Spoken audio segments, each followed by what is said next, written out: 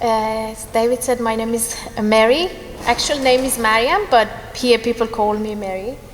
And there's back is my husband Joe, and my 3 children, Joshua, Matthew, and Eliana.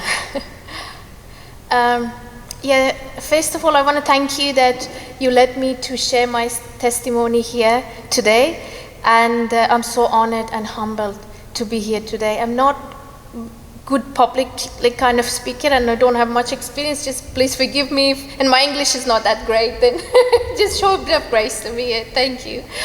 And before I start my actual testimony, I just want to share a short testimony about this church. When I came, as David said, when I came to Perth, I didn't have anyone. I was alone.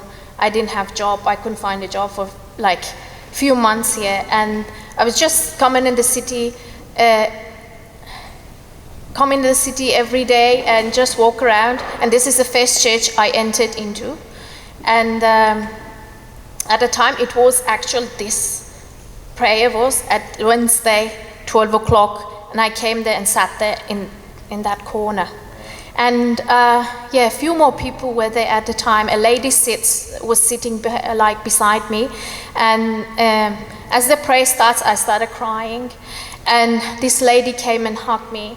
And she started praying in tongues for me. And that was the first time in my life that I knew other people also praying tongues, because I didn't know. Coming from Iran, I thought speaking in tongues is something that I didn't know that's something. And I realized that, speaking like me. And then straight away I could connect with them. And then they sent me a paper. It was about Perth for Jesus, and they just told me, come to the Perth for Jesus. And that's how I ended up in Perth for Jesus, started connecting with other Christians in Perth. And then from there, I found a lady that she helped me to settle in Perth. She helped me to find a job. And then I went to the church. At the time, I used to go to Victory Life Church. There I found my husband. And now here I am. And everything happened miraculously, because I didn't have any role in it. It was just God. I couldn't even find a job, nothing. I applied for jobs and no one wanted me, because they say you don't have local experience. Just go and find some local experience. And I said, how I can find local experience when no one wants me? Anyway, that's a miracle. God only opened the door for me, and now I'm working in the UWA for last 6 years. And my life has changed from the time that I cried in that place and said, God, I don't have anything here. I don't have, and my visa is not even, it was with working visa, 3-year visa, and if I don't find job, I have to go back to my country. And my only motivation come to Australia because of I was converted, and I didn't have nothing, not safety, nothing. It's a dangerous place to be. And I came to Australia, and then I found myself in a difficult place anyway at the time, but yeah. Go back to when I was around 16-year-old. That first time I actually entered the church. I grew up, and I was born and grew up in a Muslim family, and kind of a traditional Muslim family. My mom and dad were not very strict Muslims, but they wanted us always to have kind of relationship with God. But when I was at the age of 13, I couldn't have any relationship with God. I didn't know him, nothing. But when I was, 13-year-old, I had a teacher in school. She started talking to me about God and logically explained to me that God existed. And that was the first time in my life I could connect with God, because I realized that, she proved to me, God existed. And I had such a logical mind, logical brain. And at the time, that first time, something clicked in me that I really want to know this God more. And then started from there, but the only way I knew at the time is just go and pray and read Quran. That's the only way I know how to get connected to God. And no one is there to help me. I'm just all by myself. I go and, praying for hours and hours, and people just looking at me such weird, no one prays like you, in a Muslim way for hours.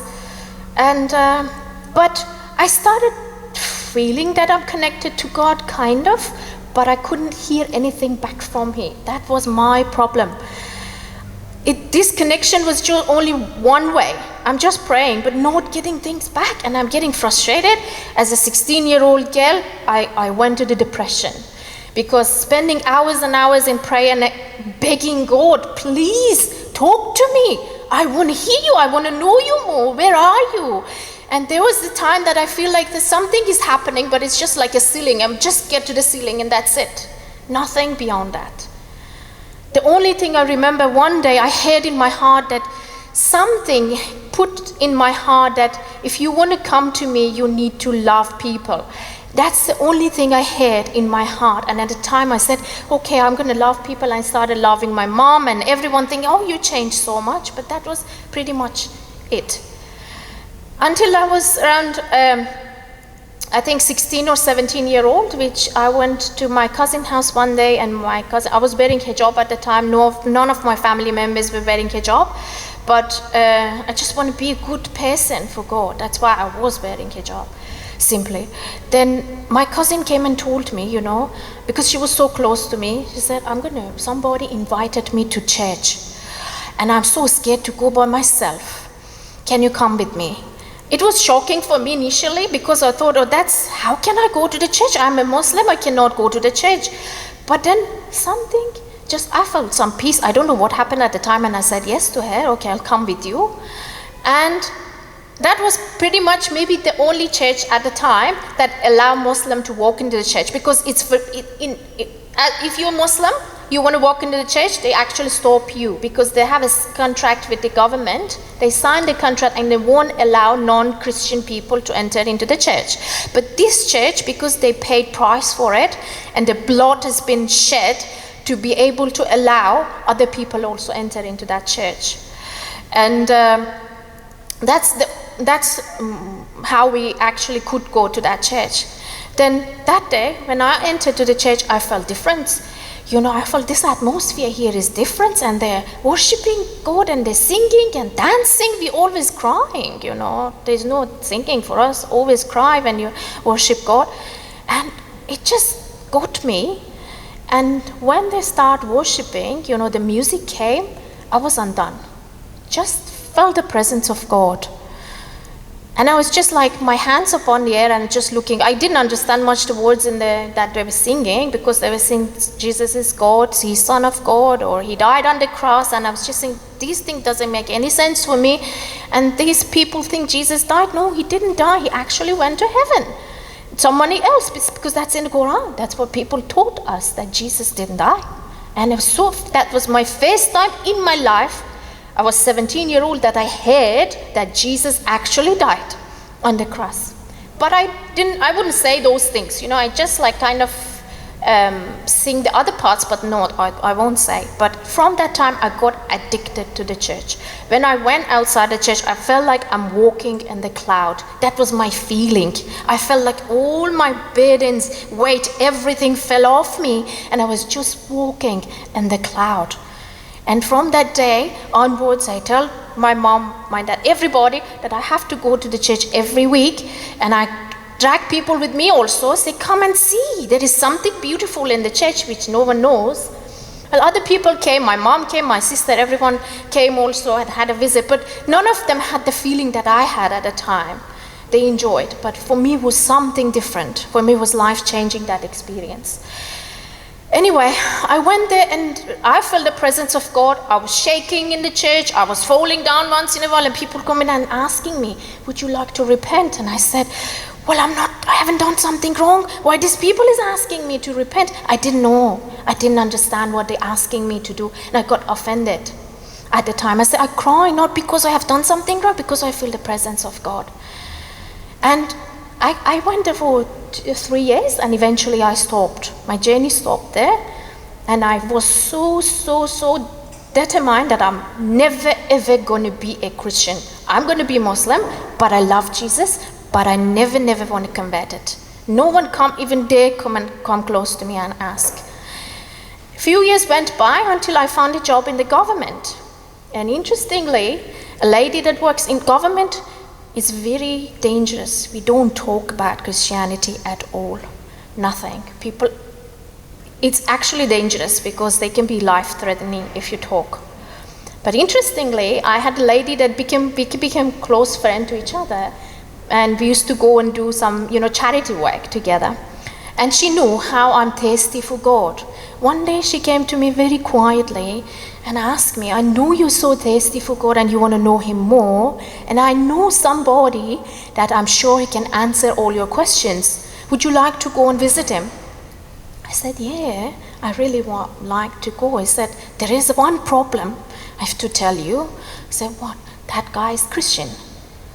Then I looked at her and said, no, I don't have any problem with Christianity. I used to go to the church, and I realized that lady also used to go to the church at the same time as I was going. See how God brought things together. Still, when I think about it, I'm just thinking, God, how did you plan this? Anyway, she took me to that guy, and that's how I started, because that guy started talking to me about God and his experiences. That also was a previous Muslim, and he just had an encounter with Jesus. No one told him about Jesus. And somebody only gave a Bible to his hand and the cross. And his journey with Jesus started from there. He never go to the church. He never talked to any Christian, nothing. And from that time, he went into the mountain and lived in the mountain, fasting, praying, and he had so many experience of, spending time with God in a very intimate way. And as he talks, I'm just crying and crying and crying, feel the presence of God. And from that time, I couldn't let him go, because he used to go every morning to the mountain. He used to go nighttime. Actually, he sleeps nighttime in the morning in the mountain. But I'd go like around 4 o'clock in the morning to the mountain because I want to see him. And I take my friends and my sister also with me because I'm scared. 4 o'clock in the morning, and this is a stranger and it's dangerous. We used to dress like a guy to go to make sure that we won't be disturbed and all. Anyway, we went there, and first of all I told him, I want you to help me to know God more, but just want to tell you, I'm not going to become a Christian. Never ask me that. And he said, I don't have any problem with that. You want to know God? Come, I'll show you to get to know God more. And few months, we're going every morning to the mountain. And first thing in the morning, he said, you're going to pray in the Muslim way. I don't have any problem. Go pray. But before you pray, you ask Jesus, can you help me to connect with my God?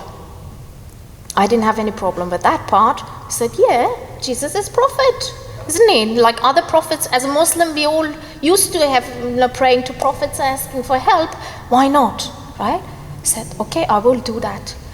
And then started praying, say, Jesus, please help me. I want to know my God more. I want to connect to him. And from that moment onwards, my prayer changed.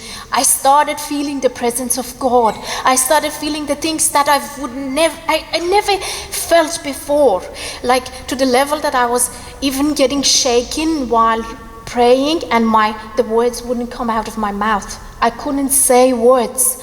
I'm just standing there and shaking and filled with the presence of God. Still, that was not enough for me to convert to Jesus, because for us as a Muslim is a big sin. We cannot do that. If you do convert to Jesus and start believing Jesus is God, you actually, that means you are blaspheming, okay? That was not enough for me, all right? Then I started seeing miracles in my life. Miracles after miracles. This changing. I asked Jesus. Now Jesus is close to me. I know him because he helps me. I know he helps me. I started asking him things. Why not? And he did things in my life. Miracles he did in my life. And it took, still I'm just saying, okay, I like being Muslim because Muslim is a perfect religion. That's what they put in our brain. Islam is perfect religion from the time you're born. And this is just built in there. You cannot change it. No matter what happens, that cannot change easily. Anyway, things started changing in our life. My personality started changing.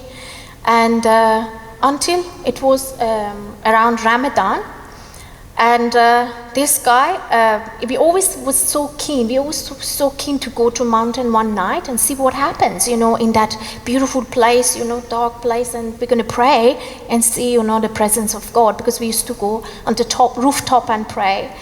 And this was like a beautiful experience we always wanted to have. And but we were not allowed to do that. But during Ramadan, there were 3 nights that Muslims believe that we have to stay awake and pray, because they believe in one of these 3 nights the Quran has been come from above to Muhammad. Then we stay awake and we pray, and that's we wanted to do. But at that time, this guy asked me, he said, "You're always keen to come in one night, stay awake and pray. Why are you not coming this night and pray with me?" Then I had a big discussion at home, kind of with my mom, because we had problems. She didn't want us to go, but eventually she said, "If that is going to help you to get close to God, and if God wants you to go, I cannot say anything." That's what finally. But she cried. I know she cried all the night because she was scared. But her 2 little girls are going to go on the mountain with a stranger. Nobody's there. I know he cried all through the night. But we went. We went in the mountain. We didn't take anything with us, no light, nothing, because that guy told us, "Don't bring anything. We rely on God to climb up. And you won't even need light." And that was true, because this moon was so bright that you literally could see very bright in front of you, and you didn't need any light. And we climbed up. That was not an easy climb up also. It was just off the road, somewhere really off the road. We climbed up, and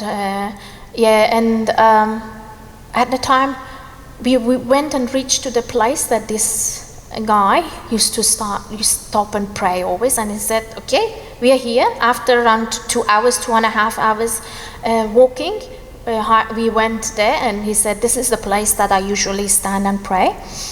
And it was 12 o'clock midnight. Say, "You also stand and pray."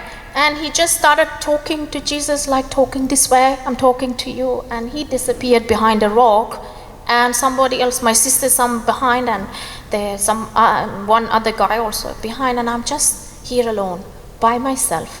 No one is there. The only thing I see, I'm standing here, all around me are the mountain. And I start asking Jesus, what I'm doing here? Why? I should be at home now. There's nothing here for me. I thought it's going to be something very special when I come here, but there's no difference between here and home. I should have been at home.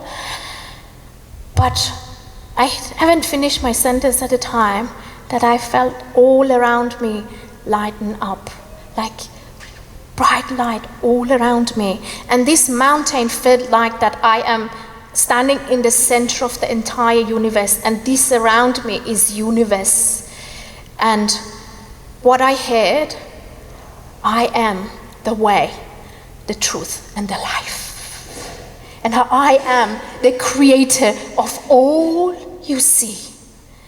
And that time, my heart broke, and I just kneeled down on the floor and I said, "Jesus, you are." And started crying and shaking. And then I didn't know what happened afterwards, just how long I was there, but I felt like this guy walked back to me, and he saw me, and he realized, "Say, I know what happened to you." And then from that time, he held my hand, I stood up, and he said, "Congratulations," and gave me a big hug.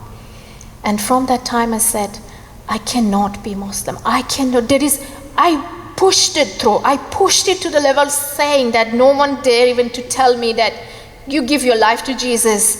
And now I am at the place that there's no way left for me forward. I'm Christian. And I gave my life there to Jesus. And I remember like running back from that, like the mountain was really steep and it's full of like small pebbles and very slippery. And I was running like a little girl. I was running, no burden, nothing, no pain. It was just like absolute freedom, absolute freedom. And yeah, that day was the day that I gave my life to Jesus. And from that time, my life flipped, simply flipped over. It was not an easy ride, because I lost my friends, I lost lots of my families, everything from that time.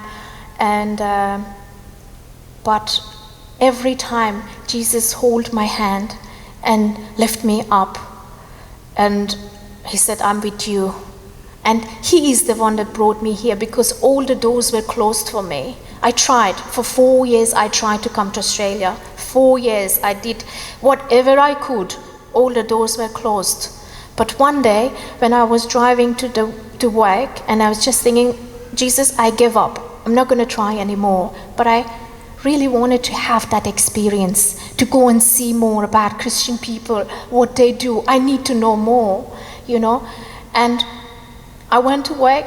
I opened Australia website, I'm Migration, that website, and I realized that they added Perth in the place that people can sponsor. It was not there before, because I had a lawyer. I'm not by myself. Lawyer, we did all the options that it could happen, but it was not there. It was just there when I opened the website. And straight away I called my lawyer. He wouldn't believe me. I said, the name Perth is there. He said, no, it was not. I asked him, go and check. And he was surprised. Within 2 months, we had to put everything and apply by paper, because we didn't have time to go, or was not prepared to go online. Within 2 months, we had to apply. And that was another miracle that happened, that I came here, and then my life changed when I came to Australia. Something else happened before I came to Australia. That was 2 years after I became Christian. I started believing in Jesus, and life was so difficult. And one night, we all went to a mountain to pray together, and it was raining. And the same mountain, it was raining it was almost pouring. And we went there because I was so burdened, and I was just crying. I said, I cannot continue this anymore, because of things happened from my in my life after I became Christian. I had to break. You know how people saying, sometimes you need to break apart to be able to be built up. That's what happened to me. I broke into pieces simply. And Jesus had to, things that needed to break in me, it happened. And it was so difficult for me in that time. And we climbing up in the mountain, praying. Everyone stand, 4 of us, everyone stand in the corner and started praying. I closed my eyes and I saw Jesus in front of me. He held his hand and showing me, come. And I closed my eyes, I started walking. I didn't realize that I'm walking towards the valley. This is the very narrow way. And I was standing in that corner. I didn't realize that that's actually walking this way. And that was a deep valley, which was a river on the bottom of that valley. I just walked with closed eyes, like free fall. Which the people that they were with me, they thought I'm dying. I died, because that was a very, very dangerous place. But the place with the palm of my hand, I just landed in that place, small place. I couldn't even move, but nothing.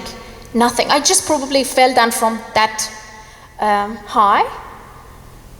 Not even scratch not even a small pain, nothing. And Jesus told me, you closed your eyes, because when you fall down, if your eyes is closed, you can't even hold yourself to not hit anywhere. Jesus said, you closed my eyes. You closed your eyes. You walked. You fell down. Who protected you? As long as you trust in me and you walk with me, nothing's gonna happen to you, even if you think you're blind. Because at the time I thought I'm blind. I didn't have any guidance, no one leader. Maybe I'm in nowhere. Maybe I'm going wrong. Maybe I was just feeling that I'm blind. I'm walking blindly and following the steps that I don't see. And Jesus at that time showed me, even if you're blind, even if you're going nowhere, you don't know where you're going, as long as you trust in me, nothing's going to happen to you. And that was another huge testimony in my life, because I never forget that I don't need to be scared as long as I have Jesus with me. Yeah, sorry. Thank you so much. No, don't be sorry. Stay there for a second.